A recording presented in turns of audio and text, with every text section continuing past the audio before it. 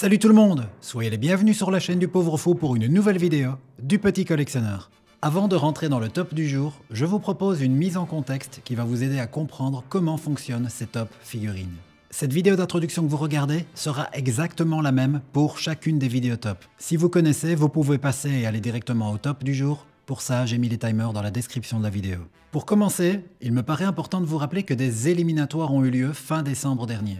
Je vous ai présenté pas moins de 344 figurines issues de ma collection. Elles étaient réparties dans 12 gammes différentes et je vous ai invité pour chacune des gammes à élire 3 figurines en n'oubliant pas de les classer de 1 à 3. La répartition des points fonctionne un petit peu comme à la Star Academy ou à l'Eurovision. Il y a donc le vote du public, c'est vous, et celui du jury, c'est moi. Vos votes cumulés équivaudront à 50% des points attribués à la figurine, je me charge des 50 autres pourcents. Il y aura 3 formats de top, des top 3, des top 5 et des top 10. Comment est-ce que je décide si je fais un top 3, un top 5 ou un top 10, me direz-vous? C'est simple. Les top 3 concernent les gammes où je possède moins de 20 figurines. Les top 5, ça concerne les gammes où j'en possède entre 20 et 49. Et enfin les top 10, ce sont les gammes où je possède plus de 50 figurines. Afin de vous expliquer comment se déroule l'attribution des points, je vais prendre un exemple, disons la gamme Tortue Ninja Cartoon. Disons qu'un des participants a donné 3 points à Leonardo, qui les classe donc numéro 1, 2 points à Raphaël qui les classe numéro 2 et 1 point à Donatello qui les classe numéro 3. Ensuite, je récolte tous vos votes, j'accumule les points et on arrive par exemple à un classement du type 1 Shredder avec 15 points, 2 Leonardo avec 13 points et disons 3 Donatello avec 11 points. Admettons que nous sommes dans le cadre d'un top 3 pour faire simple avec l'exemple, ça fait que Shredder aura 10 points, Leonardo qui est deuxième 6 points et Donatello 4 points. Comme je vous l'ai dit plus tôt dans la vidéo, j'interviens pour 50% des points, et disons que j'en attribue 10 à Splinter, 6 à Leonardo et 4 à Michelangelo. Après, qu'est-ce que je fais? Eh bien tout simplement le cumul de vos votes et des miens, et dans ce cas-ci, nous arriverions à Leonardo qui gagne avec 12 points, suivi de Shredder et Splinter avec chacun 10 points. Voilà pour l'exemple. C'est un exemple qui vaut pour un top 3. Si c'est un top 5, alors je vais reprendre forcément les 5 figurines qui ont obtenu le plus de points aussi bien chez vous que chez moi, et l'attribution est la suivante. 10 points pour le vainqueur, 8 points pour le deuxième, 6 points pour le troisième, 4 points pour le quatrième, et enfin 2 points pour le cinquième. Et comme vous le savez à présent, il y aura aussi des top 10, où là c'est très simple, je reprends donc forcément les 10 figurines ayant obtenu le plus de points dans vos votes, je ferai pareil de mon côté, et là on donne 10 points au vainqueur, 9 points au deuxième, etc. jusqu'à donner 1 point au dixième. Il y aura bien sûr de temps à autre des égalités, mais je vous expliquerai au sein de chaque vidéo, quand ça se produira, comment je m'y suis pris pour départager les figurines. J'en profite bien sûr au passage pour préciser que s'il y a des choses que vous ne comprenez pas, n'hésitez pas à me les demander dans les commentaires. Il y a donc en définitif 12 vidéos top qui vous sont présentées, une pour chaque gamme. Au sein des vidéos, je vous proposerai une présentation sommaire de chacune des figurines présentes dans le top. Ça fonctionnera un peu comme des sortes de mini-reviews où j'irai directement à l'essentiel, je me concentrerai sur les points forts des figurines. Bien sûr, il n'y aura pas qu'un caractère technique et émotionnel dans les présentations. Quand l'occasion se présentera, je vous ferai part de ce qui a motivé certains de mes choix, et je vous inviterai à faire vous de même dans les commentaires, pour peu bien sûr que vous vous reconnaissiez dans les choix des tops. Si ce ne sont pas des figurines pour lesquelles vous avez voté, je comprendrai que vous passiez votre tour. Un petit mot à présent sur le top 20, la grande finale. Ben oui, ces vidéos top ne sont pas des fins en soi. Tel que je l'avais exprimé dans la vidéo d'annonce de décembre dernier, l'objectif est d'élire parmi les 344 figurines de ma collection, la figurine ultime. Pour ce faire, les figurines les mieux classées de chacun des tops seront sélectionnées. Quand il s'agit d'un top 3, seule la gagnante sera sélectionnée. Quand il s'agit d'un top 5, les 2 meilleures figurines seront envoyées en finale.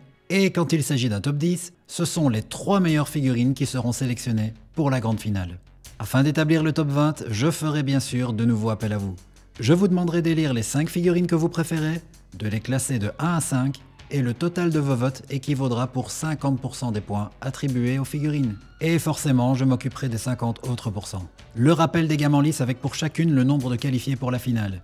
Il y aura tout d'abord la gamme des Tortues Ninja du film de 1990. Ce sera un top 3 et il y aura donc un qualifié. Ensuite, ce sera au tour des Dragon Ball et Sage Figuarts, un top 10, 3 qualifiés. Ensuite, la gamme Jurassic Park de Kenner, un top 3, un qualifié. G.I. Joe Reaction, top 3, un qualifié. Les Sensei Amid Close, top 5, 2 qualifiés. Les Tortues Ninja Playmates des années 80, top 3, 1 qualifié. Ensuite vient la catégorie des gammes diverses avec un top 5 et donc 2 qualifiés. Je vous expliquerai au sein de sa propre vidéo pourquoi cette catégorie existe. Vient ensuite la gamme des maîtres de l'univers Revelation, top 3, 1 qualifié. Les G.I. Joe Hasbro des années 80, top 10, 3 qualifiés. La gamme NECA Movies, top 3, 1 qualifié. La gamme Captain Tsubasa de Great Toys, top 3, 1 qualifié. Et enfin, les Tortues Ninja du cartoon de 87, top 10, 3 qualifiés. Afin de conclure cette longue introduction, je vous propose le calendrier de publication de chacune des vidéos. Ça commence le mercredi 31 janvier avec les Tortues Ninja du film de 90. Le rythme sera assez soutenu. Ce sera une vidéo par semaine, mais pas pendant 12 semaines, mais pendant 14. Il y aura 2 breaks après chaque lot de 4 vidéos. Je vous précise déjà que le 8 mai, je publierai la vidéo d'annonce pour participer au top 20. S'en suivra un break de 3 semaines, le temps que vous me donniez d'une part vos votes et puis d'autre part le temps que je fasse les comptes et puis que je produise les vidéos forcément. Le top 20 sera quant à lui présenté en 4 vidéos. Ça démarrera le 29 mai pour se terminer le 19 juin. Et le 26 juin, ce sera la vidéo de conclusion. J'ai terminé, on peut à présent passer au top. Et je rappelle, si vous avez des questions, n'hésitez pas à les me trouver dans les commentaires, je me ferai un plaisir de vous éclairer. Dernière, vraiment toute dernière info, dans la description de la vidéo, vous trouverez le timer pour chacune des positions du top. Je vous remercie de m'avoir écouté, c'est parti pour le top du jour.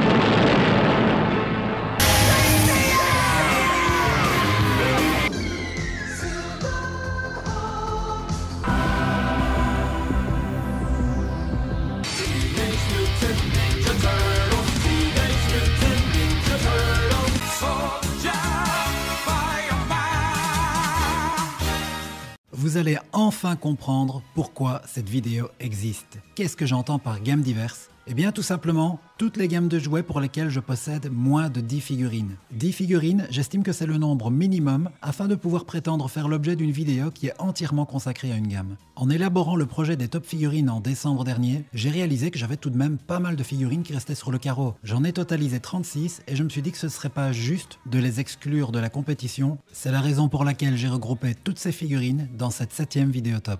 À présent, je vais vous toucher un petit mot sur chacune des gammes présentes dans le top. On va y aller par ordre alphabétique et on commence par les Bioman Shodo produits par Bandai. Cette gamme ne possède pas d'historique qui lui est propre sur la chaîne. Je n'ai jamais consacré de vidéo à son égard. Par contre, Bioman, c'est quand même une partie de mon enfance. C'est le seul Sentai que j'ai vraiment suivi et c'est une série qui a compté. Pas autant que G.I. Joe, Sensei ou Tortue Ninja, mais pas loin. Ça m'a marqué quand même au Club Dorothée et j'avais collectionné un petit peu la gamme de jouets de l'époque. D'ailleurs, dans un premier temps, j'ai d'abord essayé de reconstituer cette gamme dans ma collection. Mais j'ai hélas rapidement réalisé que ça allait être mission quasi impossible car les figurines sont hors de prix aujourd'hui. De ce fait, je me suis rabattu sur la gamme des Bioman Shodo qui a été lancée il y a 3 ans par Bandai. Une gamme qui ne s'est jamais développée au-delà de l'équipe de héros, mais étrangement ça m'a suffi. Et pourtant, en parallèle de l'acquisition de ces 5 personnages, je me suis procuré l'intégrale en DVD de la série. Ça m'a plu, mais je n'ai pas cherché pour autant à retrouver les méchants dans ma collection. On retrouve également dans ce top quelques figurines G.I. Joe Ultimates produites par Super 7.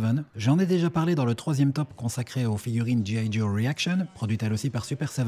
L'intérêt que j'ai pour ces Ultimates, c'est qu'il s'agit enfin de figurines à l'échelle 1/10 qui sont fidèles aux cartoons des années 80. Cela étant, si je n'ai encore que 4 figurines à l'heure actuelle de cette gamme, c'est parce qu'elles se développent très lentement, c'est un peu le souci. Si vous voulez plus d'infos, j'ai fait 3 reviews l'an dernier dans le cadre de la rubrique du Petit Collectionneur, je mets les liens dans la description. Ensuite, nous avons 3 figurines des maîtres de l'univers, 2 de la gamme initiale des années 80 et une de la gamme appelée Origins, créée il y a quelques années, qui a pour but de créer des revivals des vieilles figurines avec plus d'articulation. Je n'ai pas fait de vidéo sur la chaîne au sujet de ces figurines, on peut toutefois noter une apparition remarquée de la figurine de Musclor dans l'épisode spécial Sensei and Friends. Pour ce qu'il en est de mon vécu personnel avec la franchise des Maîtres de l'Univers, j'en parlerai un peu plus la semaine prochaine à l'occasion du 8e top figurine consacré aux figurines tirées de la série Masters of the Universe Revelation.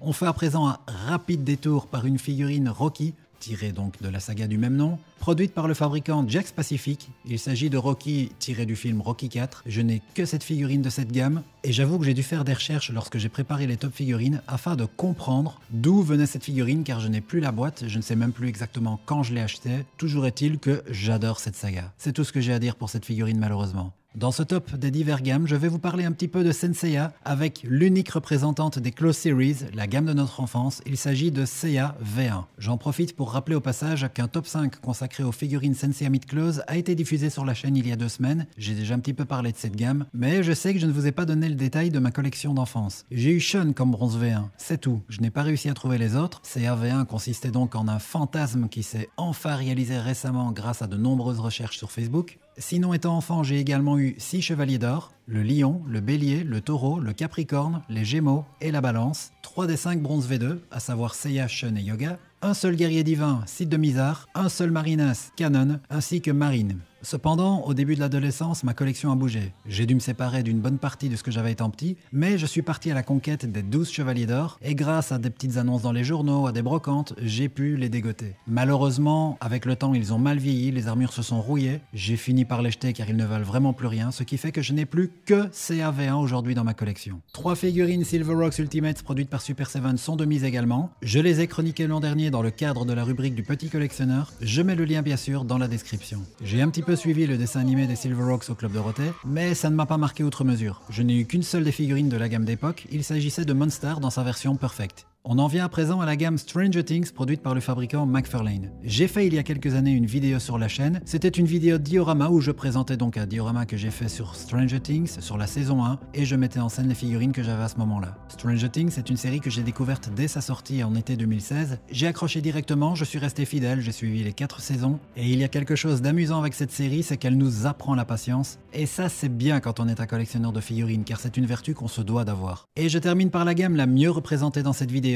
9 figurines pour les Tortues Ninja Mirage, produites par NECA, c'est pas de bol, à une figurine près, elles étaient éligibles pour leur propre vidéo. J'ai acheté il y a pas mal d'années les 4 tortues en version bootleg sur AliExpress, et je m'en suis tenu à ça pendant un bon moment. C'est lorsque NECA a relancé en force la gamme il y a 2 ans que je m'y suis moi-même remis petit à petit. En réalité, je m'y suis remis l'an dernier. J'ai d'ailleurs produit 2 vidéos de nouveau dans le cadre de la rubrique du petit collectionneur. Ce sont des reviews, je mets le lien dans la description, mais je n'ambitionne pas d'aller bien loin dans cette gamme. J'ai de l'affection pour le comics, mais moins que pour le dessin animé ou le film de 90, je pense ne pas aller plus loin que 2 ou 3 nouvelles acquisitions pour cette gamme. Afin de conclure cette présentation, je me dois de rappeler qu'il y a une autre figurine Tortue Ninja dans la compétition, mais elle n'est pas tirée du comics Mirage, mais bien du comics Archie. Cela étant, il est produit par la même équipe, donc ça va un peu de pair. Il s'agit de Man Ray, dont j'ai fait une chronique l'an dernier dans le cadre de la rubrique du petit collectionneur, le lien dans la description. J'en ai terminé avec cet historique des divers gammes. Je vous invite à présent à prendre connaissance des 36 figurines qui sont en concours pour ce top 5. On va marquer une courte pause publicitaire, puis on se retrouve dans mon atelier sous le format review où je vous chroniquerai les 5 figurines que nous avons retenues, dont les 2 meilleures qui pour rappel seront élues pour la grande finale, le top 20. A tout de suite les amis.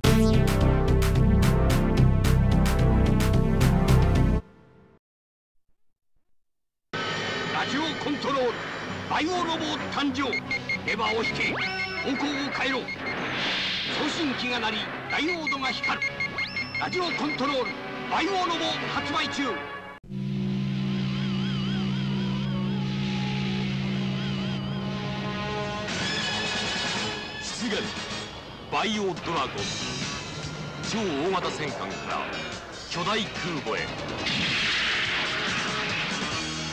2台のジェットが奇跡を生んだ電子合体バイオロボビッグスケールバイオドラゴン今完全搭載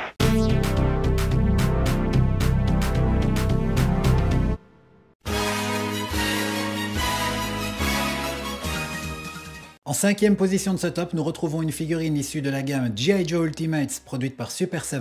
Il s'agit de Snake Eyes, qui n'est ni plus ni moins qu'un de mes personnages préférés, tout univers confondu, et c'est d'ailleurs à moi qu'on doit sa présence dans ce top, vous n'avez pas voté pour lui. J'ai déjà fait une review de cette figurine sur la chaîne, je vais mettre le lien bien sûr dans la description, et elle présentait un cas unique, c'est que Snake Eyes a fait un sans faute vis-à-vis de tous les critères que j'avais établis afin de définir la qualité de la figurine. 7 sur 7, c'était le seul. Donc Snake Eyes, ouais je l'adore, mais en plus la figurine est parfaitement réussie. Alors c'est sûr, Snake Eyes est un personnage qu'on ne voit jamais sans son masque, sans son casque plutôt, enfin du moins dans le dessin animé. Du coup, c'est forcément plus facile pour le fabricant de réussir le sculpte de sa tête. Il n'y a pas de visage, pas de tête bonus, mais le fait est que c'est parfaitement reproduit. C'est peut-être simple entre guillemets, mais ils l'ont très bien fait. La figurine propose une prise en main absolument remarquable.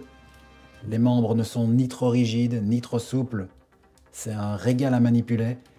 Et le plastique des figurines Ultimates de Super 7 est très agréable au toucher. Ça, c'est quelque chose que je ne sais pas vous démontrer à la caméra, évidemment. Il faut que vous possédiez une figurine pour vous en rendre compte. Mais pour moi, ça contribue à la qualité de la figurine, clairement. Tel que c'est le cas avec la quasi-totalité des figurines Ultimates produites par Super 7, Snake Eyes possède pas mal d'accessoires, et surtout des accessoires opportuns. Qu'est-ce que j'entends par opportun? Eh bien des accessoires qui collent avec cette version de Snake Eyes. Il y en a eu plusieurs, mais là, elle correspond au look qu'il a au tout début de la série, dans la première mini-série de Mass Device. C'est une mini-série de 5 épisodes, au cours desquels on le voit notamment avec son loup Timber, mais je ne vais pas vous le montrer car Timber est une figurine à part entière, du moins de mon point de vue, qui fait donc partie du concours. Il est donc pour moi dissocié de Snake Eyes. Par contre, je peux toujours vous montrer cette bonbonne Cobra que l'on voit dans l'épisode 3 de Mass Device. Si je ne dis pas de bêtises, cette bonbonne contient une énergie assez importante et Snake Eyes a pour mission de la rapporter afin qu'elle ne retombe pas dans les mains des Cobras. Ensuite, nous avons des accessoires beaucoup plus classiques pour des G.I. Joe avec la mitraillette principale de Snake Eyes. Voilà, il y a du détail dans le sculpte. Une autre de ses armes. Et enfin, un émetteur-récepteur, un talkie-walkie, je ne sais pas, on dirait qu'il y a un minutage, l'heure indiquée dessus. Snake Eyes ne sait pas parler, mais il peut recevoir des messages, et de mémoire, dans un des épisodes de The Mass Device, on entend Scarlett qui lui communique avec lui dans une grotte, et donc il la réceptionne via cet appareil. Plutôt bien foutu. Voilà, on peut à présent passer au numéro 4 de ce top. En quatrième position, nous retrouvons le personnage de Dustin, tiré bien sûr de la série Stranger Things, et la figurine est produite par le fabricant McFarlane, dont je n'ai pas encore, je pense, parlé sur cette chaîne. Dustin, ce n'est pas mon choix, mais je dois reconnaître que le sculpte de cette figurine est tout simplement remarquable et très ressemblant. Nous n'avons qu'une tête, c'est celle-ci. À elle seule, elle synthétise bien ce qu'est Dustin dans la série. C'est une figurine qui de mémoire m'a coûté même pas 30 € et le détail qu'il y a dans le sculpte est assez remarquable. Donc là, pour cet aspect-là, on a un rapport qualité-prix qui défie vraiment la concurrence. Bien sûr, on n'a pas de tête bonus, mais vous allez voir, on a quand même quelques accessoires. Pour moi, le problème de cette figurine qui fait que je ne l'ai pas classée tout en haut de mon top, en tout cas pas dans les 5 premiers, eh bien c'est au niveau de la prise en main que ça coince. Les articulations sont très rigides, beaucoup trop. Et voilà, on l'entend, ça craque un petit peu quand je bouge les genoux. Et la figurine n'est pas très stable. Bien sûr, loi de la vexation universelle, c'est comme ça à chaque review, je n'arrive jamais à vous le prouver, car quand je fais le test, il tient. Mais je peux vous assurer que c'est pas toujours le cas, c'est un peu un coup de bol. Voilà, je trouve que les figurines McFarlane ne sont pas agréables à manipuler. C'est surtout au niveau de l'esthétique qu'ils s'en tirent bien. Vous voyez? Je vous jure, j'ai pas triché. La figurine de Dustin est proposée avec 4 accessoires. Ils sont assez sympas, il y a ce sac à dos, et on voit qu'il y a du détail, on voit le pli, on voit que c'est un sac à dos en matière de jean. Et ce que j'aime, c'est qu'on voit les salissures. Je sais pas si vous le voyez bien à l'écran, il y a des taches brunes un peu tout le long, c'est pas un bleu parfait. Et je parlais de prise en main, eh bien, c'est vraiment pas évident de le lui mettre.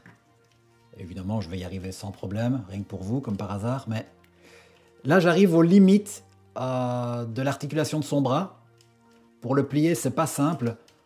Voilà, j'ai pas envie que la review dure des heures, et j'arrive à vous montrer que j'ai du mal à lui enfoncer son sac à dos. Bon, je sais que je finirai par y arriver. En même temps, je l'ai déjà dit, c'est vrai que le but n'est pas de démolir les figurines, j'essaye juste de vous expliciter en quoi la prise en main ne me convainc pas, et c'est ce qui fait que je ne l'ai pas mis dans mon top 5, et le fait qu'il manque de visage bonus. Alors c'est sûr, niveau rapport qualité-prix, on ne peut rien redire, la figurine n'est pas chère, et pour moi, à 25-30 balles, on ne peut pas imposer aux fabricants qui nous fassent 3-4 têtes bonus comme pour des figurines à 60 balles. La réalité est ce qu'elle est, et je suis très sensible aux visages bonus, vous le savez, surtout quand il y a des visages spécifiques, et c'est ce qui fait souvent la différence pour départager les figurines les unes des autres. Comme accessoire, nous avons la lampe torche. J'en profite pour préciser au passage que je ne vais peut-être pas retrouver des images pour faire des comparatifs à chaque coup, je m'en excuse d'avance. Le talkie-walkie, très utilisé dans la première saison pour que les gamins puissent communiquer entre eux. Il a du détail, c'est franchement bien foutu. Et la boussole. Accessoire qui lui est propre, mais c'est bien réalisé. Et pour moi, les accessoires agrémentent toujours le personnage et rehaussent la cote de la figurine. On peut à présent passer au numéro 3. Sur la troisième marche du podium, et donc malheureusement pas qualifié pour le top 20, puisque là pour rappel, seuls les numéros 1 et 2 y seront envoyés, nous avons Bioman Red One, produit par Bandai en 2021. C'est une figurine en version Shodo, c'est-à-dire en petit format, 10 cm, à peu près comme les G.I. Joe produits par Hasbro. C'est votre choix, et ce n'est pas le mien. Ce n'est pas mon choix, c'est vrai, mais quand j'étais petit, j'adorais Bioman, et j'adorais notamment me déguiser en Bioman. Je me souviens pour un carnaval en 89, je l'avais fait, et j'avais choisi le costume du rouge. C'était ma couleur préférée à l'époque. C'est d'ailleurs aussi la raison pour laquelle quand j'étais petit c'était Raphaël, ma tortue ninja préférée. Aujourd'hui les choses ont changé, je suis plus sensible à d'autres couleurs et j'avoue, à mon avis un peu comme beaucoup de monde, que c'est ce qui oriente un petit peu mes préférences pour certains Bioman par rapport à d'autres. Même si j'ai revu la série il y a pas longtemps et on réalise qu'ils ont quand même chacun un peu leur personnalité, comme souvent hein, quand on a des groupes de héros. Ce qui à mon avis justifie sa présence dans ce top du fait donc de votre choix, c'est que c'est le héros, c'est le leader. Vous me le direz dans les commentaires, je ne sais pas. La figurine est agréable à manipuler. Malgré sa petite taille, elle a pas mal de points d'articulation. C'est rigide, mais pas trop. On fait un peu ce qu'on veut avec. Il y a toutefois un problème quand on tire sur certains membres. Quand je dis tirer, je ne veux pas dire par là que j'y vais à l'excès, mais voilà, ils se retirent trop facilement. Selon les posings qu'on veut leur faire faire, c'est un peu embêtant. Il faut un petit peu forcer pour remettre le bras sur le plug. Et là, je n'y arrive pas, ça tombe bien, ça justifie en quoi, pour moi, la manipulation n'est quand même pas optimale. Et pour moi, il y a un problème plus important encore, qui fait que j'ai un frein par rapport à ces figurines Bioman, et c'est ce qui justifie que je ne l'ai pas mis dans mon top 5. Il y a des stickers, en fait, pour représenter les parties métalliques. Et malheureusement, ils ont vite fait de s'arracher, de se décoller. On ne s'en rend pas toujours compte, la figurine est petite, c'est discret. Je sais pas pourquoi Bandai n'a pas décidé de directement peindre ça en couleur et donner un effet un peu brillant, aluminium. Non, ils ont préféré faire des stickers. Un truc que j'ai oublié de préciser, c'est que cette figurine était vendue dans un pack. Je dis était car je ne pense pas qu'on la trouve aujourd'hui. D'ailleurs, j'ai dû la commander au Japon. Ça n'a pas été distribué en Europe. C'est donc un pack de 5, bien entendu. On ne peut pas les acheter à l'unité. Mais un pack très bien fourni en accessoires et surtout en mains. Chaque figurine possède une multitude de paires de mains. Et forcément, s'il y a bien quelque chose qui caractérise les Bioman, c'est leur posing. Du coup, il faut beaucoup de paires de mains différentes pour pouvoir toutes les reproduire. Et on a également les accessoires qui vont avec, car oui, les Bioman ont des accessoires. Il y en a déjà un, ici, que j'ai laissé sur la figurine. C'est donc l'étui avec le pistolet. Et on a la version où l'étui est vide. Ça s'emboîte facilement. Et le pistolet, bon, là, il n'est pas aux proportions de ce qu'il devrait être dans l'étui, mais le voici. Red One est également fourni avec son épée. Il y a également cet accessoire-ci, qui est une arme utilisée par les 5 Bioman réunis. Ce n'est donc pas un accessoire qui est spécifique à Red One, mais c'est quand même lui qui est au centre des débats, qui se positionne au milieu. C'est la raison pour laquelle j'estime qu'on peut le lui associer. Les casques des Bioman sont figés, et de mémoire, on ne voit pas leur bouche bouger quand ils parlent. Du coup, il n'y a pas d'intérêt à faire de masque bonus. On aurait pu néanmoins imaginer faire leur tête humaine, mais je ne sais pas si dans la série, à certains moments, ils bougent leur casque. On les voit en humain, habillés de la tête aux pieds en civil, ou alors en Bioman complet, peut-être une version Battle Damage, je ne sais pas, mais bon, c'est un pack très généreux en accessoires, en main. C'était 70 €, c'était pas encore tellement cher, donc je vais pas pénaliser Bandai de ne pas avoir pensé en faire plus. On va donc passer une petite page de pub, et puis on se retrouve pour le numéro 2, qui sera donc le premier qualifié pour le top 20.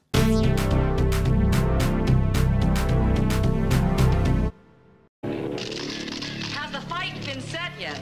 It's in Russian. Are you nuts?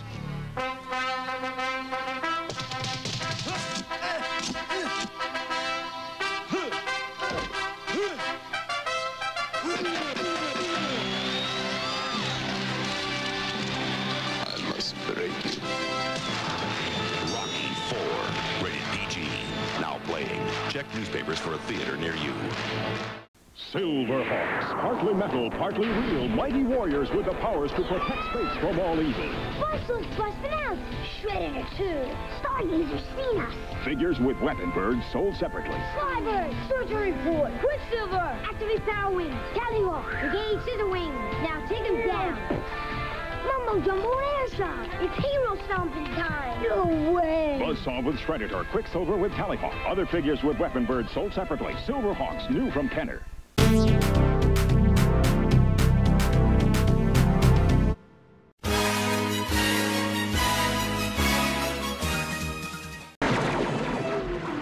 Hey, why didn't you just yell, look out? Didn't you read my green sheet? Man of action.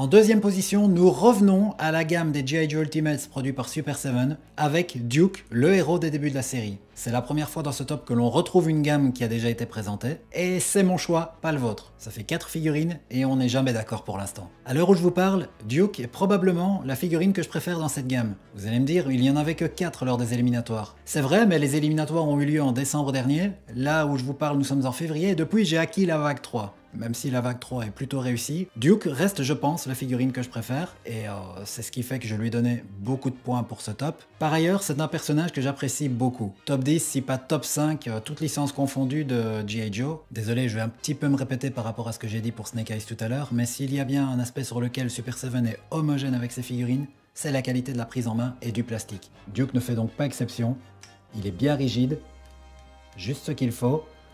C'est un vrai plaisir à prendre en main. Le toucher du plastique, c'est la seule gamme de toutes celles que je possède qui a un plastique de cette qualité selon moi. C'est peut-être ce qui justifie le prix un peu élevé, il est vrai, surtout ici en Europe. On les a pour à peu près 50 $, 55 $, donc à peu près 50 € si on les achète sur les boutiques américaines.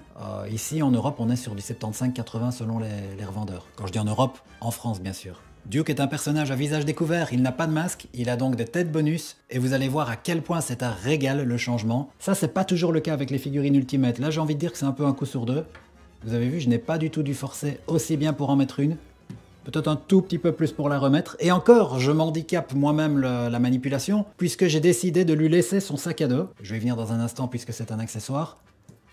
Voilà de nouveau, quelle que soit la tête, on l'enfonce et la remet très facilement. Ça, c'est un avantage non négligeable selon moi. Je vous montre à présent la figurine d'un peu plus près pour que vous puissiez d'une part apprécier la qualité du sculpte de son visage, le détail qu'il y a dedans, mais également la ressemblance avec le personnage d'origine. Super 7 ne s'est vraiment pas loupé avec cette figurine. Nous avons donc ici un visage hurlant. Voici donc la troisième tête qui est proposée dans le pack. C'est une tête avec écouteurs et micro intégrés.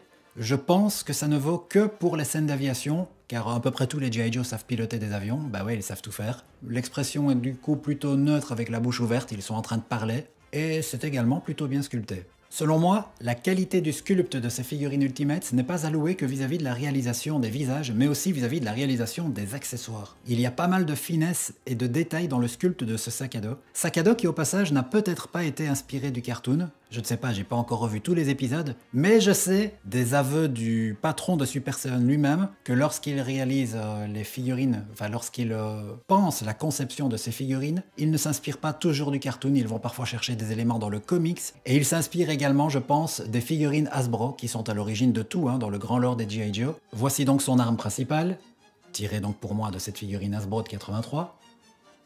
Voici à présent le casque qu'il portait dans sa main droite au début de la review. Petite facilité de la part de Super 7 qui ont recyclé à l'identique l'émetteur-récepteur de Snake Eyes. Mais si on veut faire des mises en scène dans des dioramas, bah c'est plutôt utile car comme ça chaque personnage a son propre émetteur-récepteur et ils peuvent communiquer. Donc c'est pas mal pensé quelque part. Très petit accessoire qu'on aurait vite fait perdre. Une montre, ces jumelles qu'il portait au début de la review, et qui sont donc tirées de la figurine Hasbro, enfin je le pense.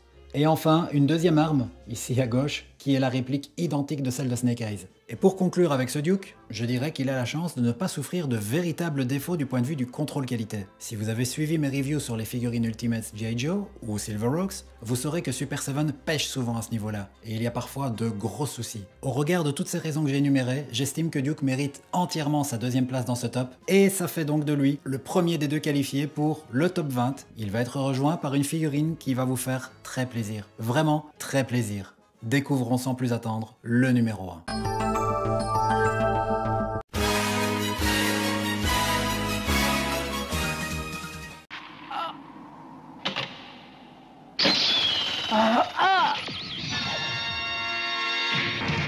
Qu'est-ce que c'est?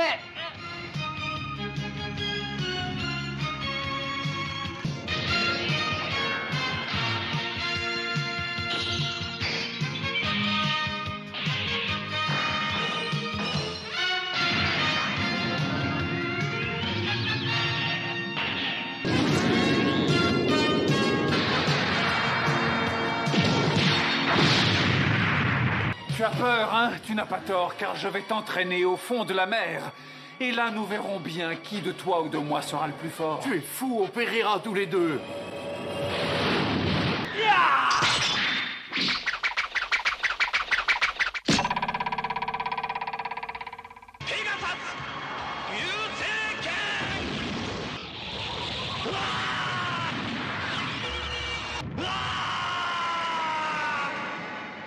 Il y avait 36 figurines en lice, une seule de la série Senseiya, et c'est celle-là qui gagne. Est-ce que c'est une surprise? Ben non, je connais mon public qui est majoritairement constitué de fans de Senseiya, et c'est une belle revanche par rapport au top 5 des Myth-Clause. Aucun des Chevaliers de Bronze n'était présent dedans. Seiya remporte le top des gammes diverses, et est donc qualifié pour le top 20 pour la grande finale. Et la beauté dans l'histoire, c'est que pour une fois, c'est un choix qui nous est commun. En ce qui me concerne, je ne vous cache pas que ce n'est pas pour des raisons esthétiques, ni pour des raisons de prise en main. D'ailleurs, au passage, j'aime autant vous dire que je marche sur des œufs quand je touche cette figurine. Vous le savez, les Close Series aujourd'hui, qui ont 35 ans d'âge, sont très rares et difficiles à obtenir. Tout particulièrement ce Seiya. Il y a une grosse spéculation autour de lui. J'ai eu beaucoup de mal à l'avoir. Je pense que je m'y suis repris sur 2-3 ans à publier de temps en temps des annonces sur les groupes Facebook afin de dire voilà, est-ce que je le cherche, est-ce que quelqu'un le revend. Je retournais bredouille à chaque fois, jusqu'au jour où je suis tombé sur quelqu'un qui a accepté de me le vendre, je vous le dis en toute transparence, pour 145 €. Et comme vous voyez, la figurine est en bon état mais n'est pas flambant neuve. On voit un petit peu la rouille sur le chrome, enfin je pense que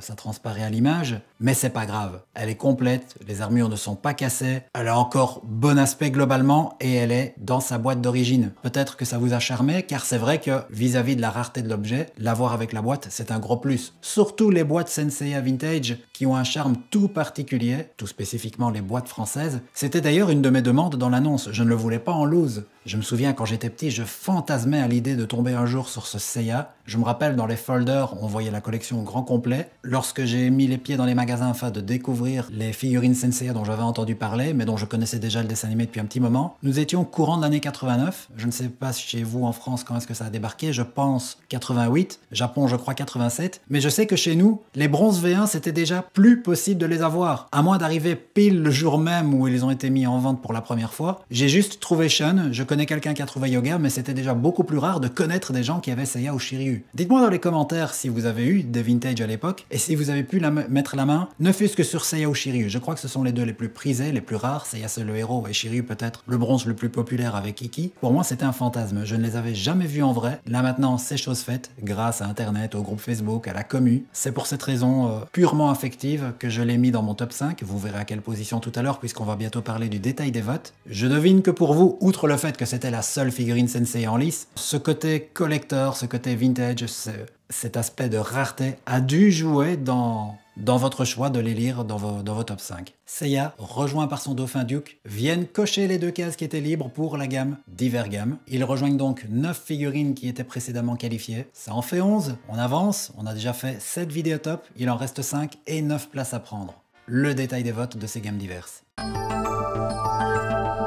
Comme toujours, on démarre par vos votes et le total des points que vous avez attribués aux figurines. C'est Bioman Red qui gagne chez vous, ce n'est pas Seiya contrairement à ce qu'on aurait pu penser. Bioman Red l'emporte d'ailleurs haut la main avec 14 points récoltés. En deuxième position, loin derrière, nous avons Dustin avec 7 points, suivi tout juste derrière avec 6 points par Baroness des G.I. Joe Ultimates, de nouveau. C'est une gamme qui a plutôt bien fonctionné dans ce top figurine. Et en quatrième position à égalité, nous avons Seiya et un autre Bioman, le Blue. Il n'y a pas d'égalité entre le 5e et le 6e, donc votre top 5 se dessine, mais il faut départager Seiya de Bioman Blue. J'ai d'abord recensé le nombre de votes, il fut de 2 pour chacun. Ensuite, le deuxième critère, c'est le nombre de premières places obtenues, ils en ont chacun eu une. Du coup, je dois départager, j'ai donné l'avantage à Seiya. Ce qui fait que nous avons Bioman Red qui obtient 10 points, Dustin 8, Baroness 6, Seiya 4 et Bioman Blue 2. Mes votes à présent. Peut-être que ça vous surprend, j'ai pas mis Seiya numéro 1, je vais vous expliquer pourquoi. J'ai fait gagner Duke, et pourquoi est-ce que j'ai mis Duke au-dessus de Snake Eyes, qui est donc deuxième avec 8 points? Oui, je préfère Snake Eyes, mais vous le savez, les têtes bonus, je suis plus sensible au visage humain pour ce qui est des figurines. Et je l'avais déjà précisé dans le top des Myth-Clause, où Siegfried ne finit que 3e. Mon personnage préféré ne gagne pas toujours. Bien sûr, l'affection que je lui porte lui offre une force en plus, quand je dois peser le pour et le contre et départager les figurines dans un classement, mais ça ne fait pas tout. La figurine de Duke me fascine encore plus.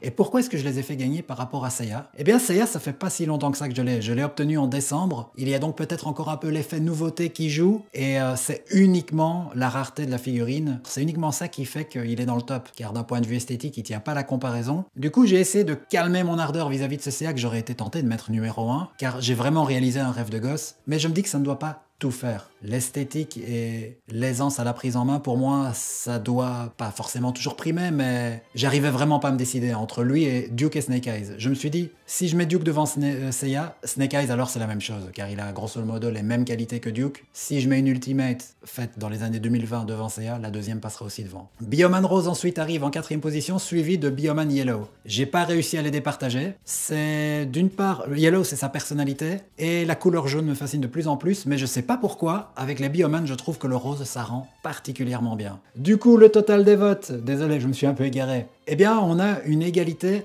10 points pour Seiya, 10 points pour Duke et 10 points pour Bioman Red. Duke il prend les 10 points rien qu'avec moi, Bioman Red rien qu'avec vous, et Seiya c'est le seul des trois à être en commun dans nos 2 tops. Chez vous pour rappel, il est 4e, chez moi 3e. C'est pour ça que je le fais gagner. C'est une figurine que nous avons en commun, et pour moi ça doit avoir plus de poids que Duke ou Bioman Red, même si eux ont carrément gagné une catégorie, l'un la vôtre et l'autre la mienne. C'est le critère, les figurines en commun. Ensuite, comment est-ce que j'ai départagé Duke de Bioman Red? Eh bien, je regarde nos classements respectifs, et je vois que Duke apparaît tout de même en 9e position chez vous, là où Bioman Red n'est entre guillemets que 11e chez moi. Du coup, j'ai mis Duke devant Bioman Red. C'est uniquement pour cette raison-là que Duke est qualifié pour le top 20. Ensuite, nous avons Dustin avec 8 points et Snake Eyes avec 8 points. Ça a moins d'importance, mais pareil, Dustin est dans mon top, 17e, là où Snake Eyes n'apparaît même pas chez vous. Du coup, Dustin passe 4e devant Snake Eyes, mais c'est pour la forme puisqu'on le sait, seuls les 2 premiers sont qualifiés pour le top 20. Étant donné que ce top figurine est à part puisqu'il traitait de plusieurs gammes différentes, j'ai envie de dresser un tout petit bilan statistique, si vous permettez. Ça ira vite, promis. Sur les 5 figurines, il y a tout de même 4 gammes différentes représentées. C'est bien, il y a de la variété. Seuls les G.I. Joe Ultimates ont apporté 2 personnages dans le top 5. Une variété au niveau des échelles. Nous avions du A10e pour Duke, donc 18 cm. Évidemment pareil pour Snake Eyes. Et Dustin de Stranger Things. Seiya est à 1/15e et les Bioman à 1/18e. Et enfin, sur les 36 figurines en lice, il n'y avait que 3 vintage, donc des années 80. Seiya, He-Man et Skeletor de la gamme de Mattel, la célèbre gamme de 82. Super transition puisque la semaine prochaine, le top figurine sera consacré aux figurines des maîtres de l'univers, mais pas celle de 82, celle de 2021, les Motu Revelation, tirées de la série Netflix. En attendant, je vous remercie d'avoir suivi cette vidéo. Je remercie bien sûr toutes celles et ceux qui ont participé au top, qui m'ont apporté leur voix. C'est toujours beaucoup de plaisir de vous lire. Que vous ayez participé ou non, je vous invite à me donner votre avis dans les commentaires par rapport au top. Est-ce que vous vous reconnaissez dedans? Si vous avez des questions, n'hésitez pas, je me ferai un plaisir de vous répondre et d'échanger avec vous dans les commentaires. Je vous dis donc à la semaine prochaine. Ciao!